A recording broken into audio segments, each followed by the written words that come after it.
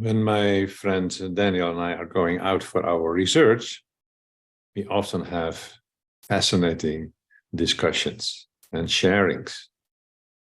And sometimes Daniel comes with some specific questions, and some of them we discuss. He calls them Q&A. Discuss them while the camera is still running. And many of them are more personal, but sometimes there are, let's say, discussions that are worthwhile to share. And I think the one that you're about to see is one of them, because it's all about that interesting journey of love, and that is connected to the child of the Sacred Trinity. Most people that are familiar with our work know that we believe, like many other people, like Hopi and many other tribal people, but also people of the more, let's say, traditional or ancient ways of looking at a Western society, believe that there were 4 worlds. And for those who are not familiar with it, I want to give a very short introduction so that you can enjoy what will follow even more. So I will bring up an image to help to understand that. So let me do that.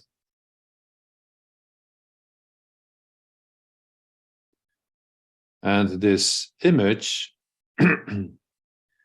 is based on the idea that when the first souls came to Earth, realized that in order for us humans who came into this Earth system to become co-creators, we needed to be connected to all frequency layers of Mother Earth. And in the same way as we have 6 bodies, but we can, make 3 of them into the physical body, and then we have an emotional, mental, and spiritual body. And yes, I know sometimes the terminology is slightly different.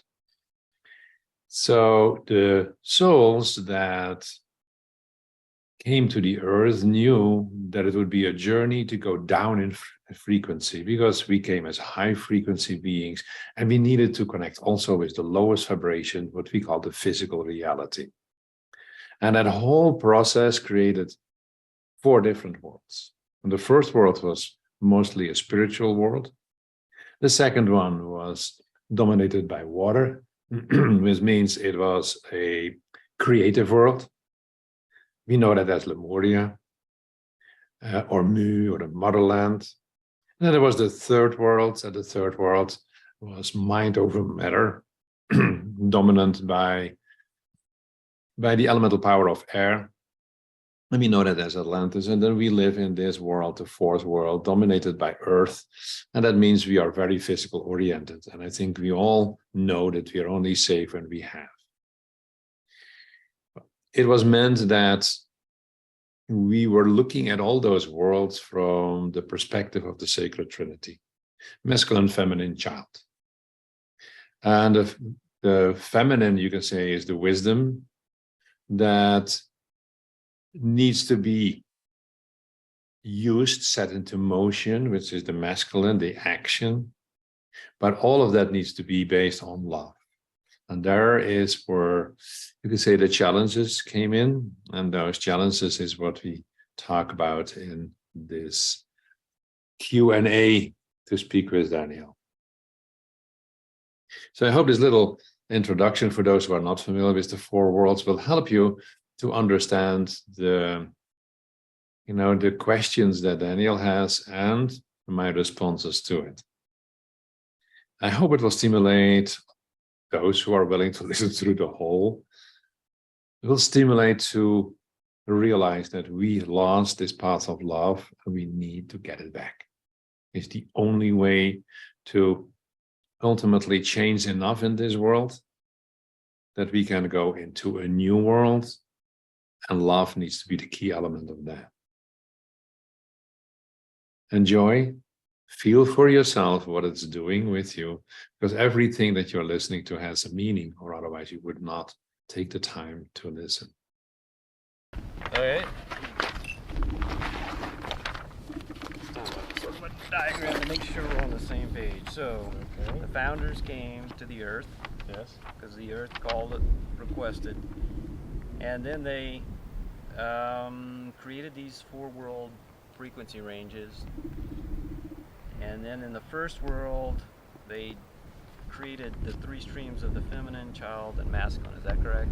So it wasn't before the first world, it was in the first world. It was, yeah, basically they induced it Right. as the potential, but they gave it form in the first world. Yes. Okay. And then at a certain point, the child consciousness stream diverged into or was absorbed into the feminine and masculine. Yeah. And then we descended into the second world. Yeah. And then the she, or whoever we're going to call them, decided we're fine here. And then the other stream, the more masculine stream, descended into the third world, which became Atlantis. Yes. And some feminine came through, but not as much, so there was sort of an imbalance towards the masculine. Is that right? You know, it's not like it was 90-10, but there was like a predominance of masculine energy because the feminine didn't all come down. Okay. So in the second world, Right? the elemental power that was dominant was water. Okay. So you can say overall there was a feminine dominance. Okay. Yeah? So that's why Lemuria is called feminine. Right. Yeah? And those that remained behind, yeah, so to speak, the she, Yes. are as a consequence more feminine than masculine. Right. Yeah? So when they moved, and then the biggest shift was from the second world to the third world. I feel that. So when they moved into that third world, which was dominated by the elemental power of air, it became by definition more masculine. So Okay. you can say that the masculine stream got more and more accent. So Right. the more you go in time through the third world, the more masculine it became. Okay. So while some still held on to a more feminine flow, Right. the Atlanteans became more dominant, so to speak. Right. What we now call the Atlanteans, right? Right. So this is where the accent shifted. Now, when we went into the fourth world, we were supposed to become more feminine, but the dominance of Atlantis, the dominance of the mind, that to some degree was induced in the fourth world, made that we are still too masculine. Right. But we have to become more feminine in order to find that balance in alignment with the elemental power of the earth. Okay, so, you know, my question is, because you've talked about the deformation of the masculine and the feminine in the fourth world, is where did that start? Did it start with Atlantis, or did it start when the child stream got merged in the masculine and feminine? In a sense, yes. To me, that's Yes. what I felt is, Yeah. The balance was gone. and So, yeah. go ahead. No, you're at your point. So that's, and the reason I'm asking this question is because a lot of people are like, well, we just need to bring back the feminine. And what was occurring to me this week was, no, we need all 3 streams, and we need to bring back the child stream, consciousness stream. And then how do we do that? Because with the feminine, it's like, okay, we kind of have an idea. We can look at the indigenous people because they carried some indigenous traditions and energy with them, but nobody really carried the child consciousness stream down. Correct. And so, how do we create that? And it seems like we don't just need that in the fourth world, we need it in the second and the third as well. Yeah, the world. Yes. So you could say that, excuse me, the first world still had sufficient child energy. Correct. So the whole idea of the 3 waves was to become aware of those 3 components. Right. Yeah? And then integrate them. Aware, integrate them. Right. Aware, integrate them. And that failed actually already at the moment that you went into the second world. Right. Because there was the stream, the people that were holding the child energy and bring that into, were not strong enough to be on their own. And so they decided to Right. split up Yes. more or less between those 2. Right. Interestingly, there's more child energy in the masculine stream. But the masculine is such a dominant energy Correct. that, look what we are in now. Yes. How much love is there in the whole thing? Yes, there's love. There's no unconditional love. Right. There's that love that's mostly caring, love that is conditional. You know, if Yes. you do that for me, I will love you, kind of a thing. Sure. So we lost that. Correct. So the only way to bring it back is understanding that those three elements are inside of us and that we need to strengthen it inside of us Correct. so that it becomes a part of the collective. It was never meant to be separate. It was always meant to be. But in order to understand how that worked in this world, they decided to have those three streams Correct. with the idea of integrating it continuously, and that failed. So once the child was missing the love that was bridging it, by definition you create polarity. Exactly. That is what happened. So the polarity is already existing in the second world. Right. Exactly. So there the polarity went more into the feminine side, you know, and from Atlantis becomes more to the masculine. Well, this was supposed to bring it more back, but we have failed so far. And Right. I think at this moment we are trying to get it back. It is now the awareness that we Correct. need to bring the child element back. Exactly. And that's what I was going to say is it started here, but it was a small problem. Yes. It wasn't really obvious until that she went, yeah, we're going to keep all the energy so we can stay here. And then when we got to Atlantis, it was like, well, something's out of whack, but the problem actually started right here. Yeah. And Yeah. so the issue is, well, now we're trying to create the fifth world. And it seems like we need that for the fifth world. It's not just enough to have the masculine and the feminine. Correct. We need to, and so that's something we need to pay attention to and start integrating. Is because everybody keeps going, well, we just need to bring back the feminine, and that just is still a sort of like polarity. It's not the integration. It's not all three. It's not you're not bringing the middle path in of saying there's one side, another side, and then there's the path in between that balances it. And so, anyhow. Yeah, I think we should let go of the idea of the past because obviously that didn't work. Correct. People were in higher consciousness will not work now. So Right. we have to go to the understanding of the Trinity inside of us. Correct. And yeah, that means that going to the heart, that can help us to understand the element that is unconditional. Because the conditional is still mind. Right. It's just how do you cultivate and develop that child consciousness stream or that child aspect? See, The that's heart. the heart. Because Okay. There's no other way. Okay. No Well, other way. how is that different from the feminine? Interestingly, the feminine is not a heart. Oh. Well, you have a feminine heart love quality, you have a masculine love quality, Right. but the purity is the child. Okay. The breath of the creator is actually the elemental power of air, which is interesting because once that we had the elemental power of air, we lost the love. We went Right. completely into the mind. Yes. You know, so it's actually pretty interesting. And that is what I see in this world as well. We don't understand the power of the air element. Right. And the air element is also the breath. The breath is love, the breath of the Oh. creator. Okay. Love and life is actually synonymous. Okay. You know, the fact that love has been brought in makes things alive. You give it life through love. Okay.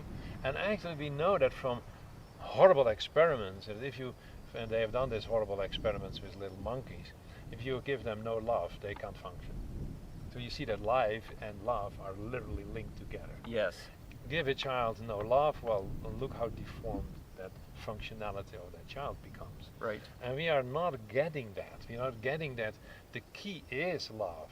Yes. Because the love is literally balancing everything, harmonizing everything. Okay. You know, the manifestation, you know, that we see in this world based on consciousness, so which is basically the masculine and the feminine, that is happening. You don't have to worry about that. That happens all the time. But the quality of it, that is determined by love. Okay. The child aspect. Right. And that's why it's so important to give children an opportunity to become who they are Right. through giving them love and respect in their journey of finding who they are. Right. And that's not what we do. Nope. You know, we immediately put them in some kind of a construct and say, this is how you have to become. Yes. And the child like, ah, because that's not who I am. You know, but this is how you have to become. And by that, in that moment, we totally cut off the child. Totally. Right.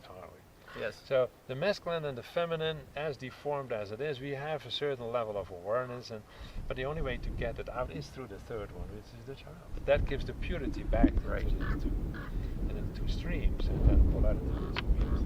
Right. You know, it's so beautiful if you look at creation, you know, so at the moment that one became self-aware, the two, it's said in all ancient traditions that the two is unstable. Right. So it needs to be stabilized through the three, the Correct. sacred trinity. Correct. It is in all traditions. And then whether you call them mother elements or father elements, or I kind of care less how you Right. call them. Right. It is the realization that you need them all three. So the biggest mistake, even although they were gifted the understanding of the three, is that they lost it already in a pretty early state. Correct. And then for the rest of the whole history of millions of years, you already lost. Now finally we begin to understand, wow, it went wrong. Now what are we doing now?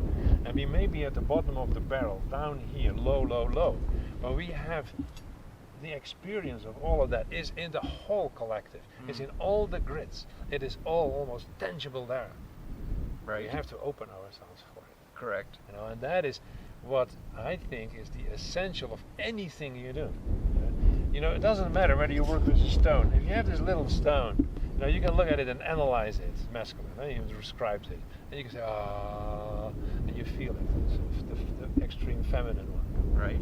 You can simply love it, connect with it, and it is only love that can bring you into that oneness with it, and then you have both elements by definition also. Okay. And then you integrate it into the fullness of this little piece of stuff. Okay. Okay. That's kind of losing me, but okay. Yeah. Well, yeah, and that's if ponder on this one. If you get that, then you get it for a tree, a piece of grass, Yes.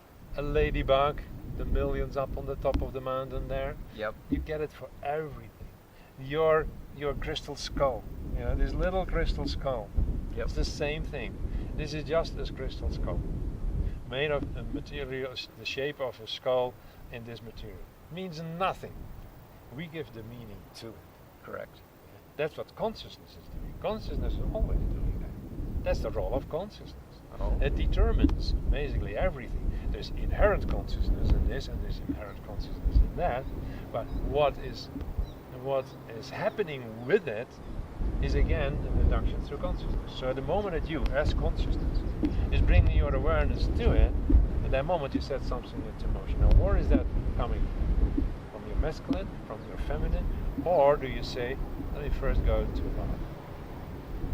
Because if I go to love, I tell actually my mind, which has this masculine and feminine elements in it, it has to come from harmony. Okay. It has to come from respect. It has to come from understanding that everything is connected, because that's what love is doing. It is the glue of the universe. Right. So the key, whatever you do, is always love. And that is what we actually, to some degree, began to lose at the moment you moved into the city. Right. I'm not saying that yet in the articles. I will bring that later back, because we start already there. It's not complete. We have to go to the story, and then you get back to what actually went wrong. Now we're here. What did we miss? And then we also have the start of an answer of where we need to go to. And always, Exactly. always. That's why people say it's so boring. He goes there, oh, you have to go to there he goes again, you know? Yes, it has to become a natural aspect. You should not say, yeah, let me connect with it. No, go always first to your heart before you connect. That is if you can do that. So that doesn't then matter whether it is a crystal skull with all its possibilities, or this piece of stone which connects you with all the other stones, all the red rocks in this whole area, and that is part of, and so on and so forth. So putting love in this tiny little stone Okay. is like saying, I'm connected with all that is. Yes. That is simply it. Okay. And if we get that, you know, I miss it in my daily life. I get annoyed about things, and my mind runs away with things. Sure. And I'm strengthening this, because I know if I keep strengthening it, it gets bigger and bigger. And at a certain moment, I'm not getting annoyed anymore. I just observe it. Right. because I stay in that place of love and start getting annoyed. And that means I'm out of my art. Okay. Okay. It's that simple. And it's not about right or wrong, it's simply acknowledging that that is what is happening. Right. And then I'm not judging myself for doing that. I'm still in that state of training and training and training. But you can train with anything. It really doesn't matter. Right. It doesn't matter. Okay. But that is this whole, yeah, it's very beautiful that you do it.